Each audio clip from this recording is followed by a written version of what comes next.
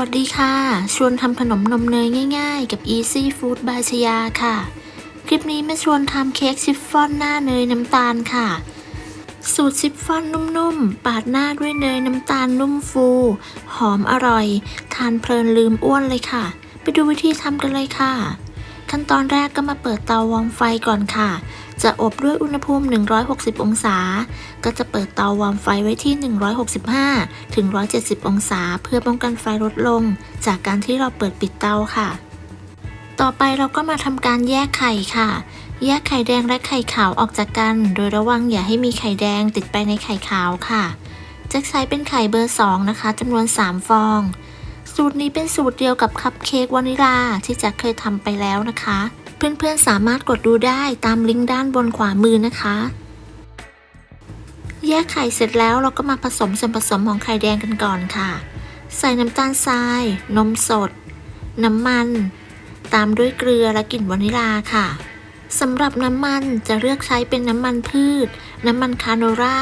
หรือน้ำมันมะพร้าวก็สามารถใช้ได้ค่ะแต่ไม่แนะนำให้ใช้น้ำมันปาล์มนะคะจากนั้นก็คนส่วนผสมให้เข้ากันค่ะเมื่อคนจนส่วนผสมเข้ากันดีต่อไปเราก็จะใส่แป้งค่ะใส่แป้งเค้กและผงฟูลงบนที่ร่อนค่ะจากนั้นก็ร่อนแป้งเค้กลงไปค่ะ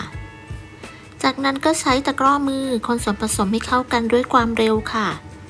คนจนเข้ากันดีไม่เหลือเม็ดแป้งจากนั้นพักไว้ก่อนค่ะต่อไปเรามาตีไข่ขาวค่ะเป็นไข่ขาว3ฟองที่เราแยกไว้นะคะตีด้วยสปีดความเร็วกลางตีให้ขึ้นฟองหยาบเล็กน้อยจากนั้นใส่น้ำมะนาวหรือน้ำส้มสายชูหรือครีมออฟพาท่าค่ะจากนั้นทยอยใส่น้ำตาลทรายค่ะน้ำตาลทรายจะแบ่งใส่3ครั้งนะคะแต่ละครั้งก็ให้ห่างกันประมาณ 10-15 วิค่ะโดยตีด้วยสปีดความเร็วกลางนะคะจนกระทั่งน้ำตาลทรายหมดค่ะเมื่อใส่น้ำตาลทรายจนหมดเราก็จะตีต่อค่ะตีต่อด้วยความเร็วปานกลางจนกระทั่งไข่ขาวมีลักษณะเป็นสีขาวนวลตั้งยอดปลายงองุ้มประมาณนี้ก็ใช้ได้แล้วค่ะจากนั้นเราก็จะตีด้วยสปีดความเร็วต่ำเพื่อเป็นการตัดอากาศอีก30วิค่ะ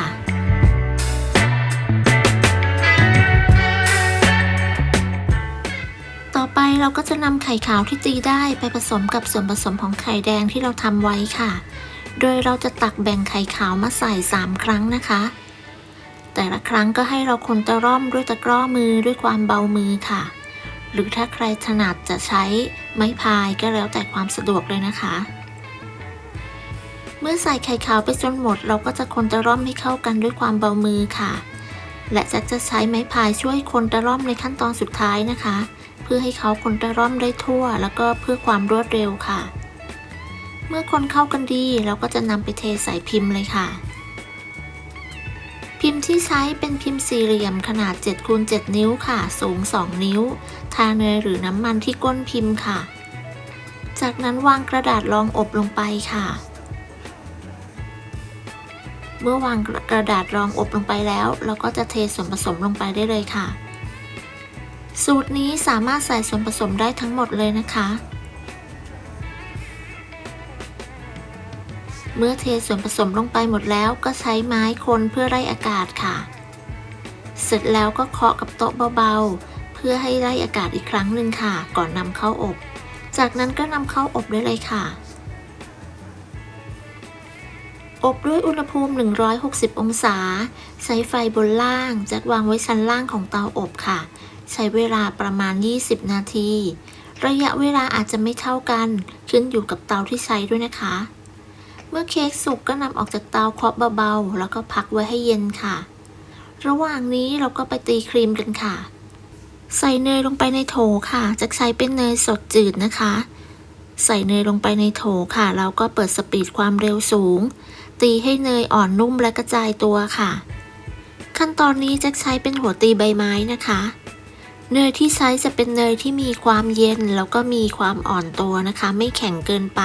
และจะต้องไม่เหลวนะคะถ้าเนยเหลวจะตีขึ้นยากค่ะเมื่อตีเนยจนอ่อนนุ่มและกระจายตัวแล้วนะคะก็หยุดเครื่องแล้วก็ปาดโถค่ะ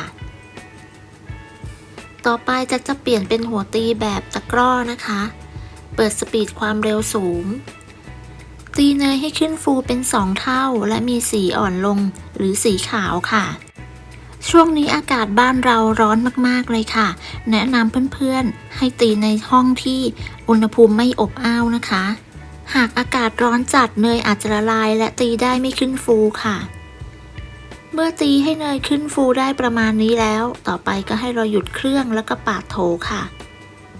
ลักษณะของเนยจะมีความเบานะคะแล้วก็สีอ่อนลงจากนั้นให้เราใส่นมข้นหวานลงไปค่ะตามด้วยเกลือ1 ช้อนชาถ้าใครใช้เนยเค็มก็ไม่ต้องใส่เกลือนะคะจากนั้นก็ตีด้วยความเร็วปานกลางค่ะเพื่อให้ส่วนผสมเข้ากันจะใช้เวลาอยู่ที่ประมาณ2 นาทีค่ะเมื่อส่วนผสมเข้ากันดีก็ให้เราหยุดเครื่องแล้วก็ปาดโถค่ะจากนั้นใส่น้ำตาลทรายลงไปค่ะแล้วก็เปิดสปีดความเร็วต่ำตีส่วนผสมให้เข้ากันจะใช้เวลา1 นาทีค่ะตีแค่ให้ส่วนผสมเข้ากันนะคะจากนั้นก็หยุดเครื่องแล้วก็ปาดโถค่ะเนยน้ำตาลของเราก็จะเสร็จแล้วนะคะเป็นประมาณนี้ค่ะเดี๋ยวเรานำไปปาดเค้กกันเลยค่ะคว่ำเค้กลงนะคะแล้วก็ดึงกระดาษรองอบออกจากนั้นก็นำเนยที่ตีได้ปาดลงไปบนเค้กเลยค่ะสูตรนี้ครีมจะอร่อยมากเลยนะคะเพื่อนๆสามารถปาดได้หนาๆเลยค่ะเนยเขาจะมีความฟูแล้วก็เบานะคะแนะนำให้นำไปแช่ตู้เย็นนะคะเวลาทานเย็นๆให้เนยเซ็ตตัวจะอร่อยมากเลยค่ะแจ็คใช้ไพ่ที่มีรอยหยักเพื่อทำลายให้สวยงามนะคะเมื่อวาดลวดลายเสร็จแล้วเดี๋ยวเรามาตัดเค้กกันเลยค่ะตัดขอบออกทั้ง4 ด้านนะคะเพื่อความสวยงามจากนั้นก็ตัดแบ่งเค้กได้เลยค่ะแจ็คตัดแบ่งออกเป็น9 ชิ้นนะคะกะด้วยสายตาตัดแบ่งให้เท่าๆกันค่ะใช้มีดตัดเค้กที่เป็นใบมีดเลื่อยแบบนี้ค่ะแค่นี้ก็เสร็จแล้วนะคะสำหรับเค้กชิฟฟ่อนหน้าเนยน้ำตาลของเราทำง่ายแล้วก็อร่อยค่ะจะทำทานเองหรือว่าจะทำเป็นอาชีพเพื่อสร้างรายได้ก็สามารถทำได้ค่ะขอบคุณสำหรับการติดตามรับชมคลิปนี้นะคะหากเพื่อนๆชอบก็อย่าลืมไปลองทำกันดูนะคะได้ผลยังไงก็มาคอมเมนต์คุยกันค่ะและหากคลิปนี้มีประโยชน์สำหรับเพื่อนๆก็อย่าลืมกดไลค์กดแชร์กดติดตามเพื่อเป็นกำลังใจให้กันด้วยนะคะสำหรับคลิปนี้จะต้องลาไปก่อนสวัสดีค่ะ